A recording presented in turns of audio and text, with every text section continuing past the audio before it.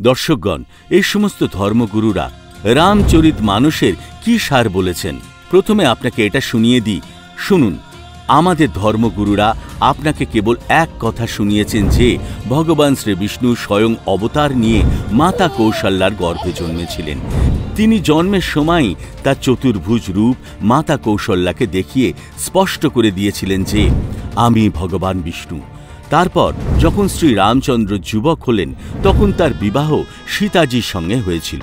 রাজার ঘরে জন্ম শ্রী রামচন্দ্রজি জ্যেষ্ঠ পুত্র হওয়ার কারণে রাজা হওয়া নির্ধারিত ছিল, কিন্তু রাজ্য অভিষেকের আগেই তাকে বনবাস যেতে হয়েছিল।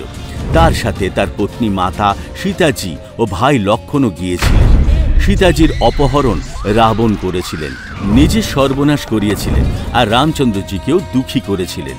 12 বছর ধরে শ্রী রামচন্দ্র সীতাজির খোঁজে লেগেছিলেন, রাবণের সঙ্গে যুদ্ধ করেছিলেন, সীতাজিকে রক্ষা করেছিলেন আর 14 বছরের বনবাস সম্পূর্ণ করে অযোধ্যায় ফিরে গিয়েছিলেন। অযোধ্যায় ফিরে যাওয়ার 2 বছর পরে কোনো কারণে শ্রী রামচন্দ্রজির গর্ভবতী সীতাজিকে ঘর থেকে বের করে দিয়েছিলেন।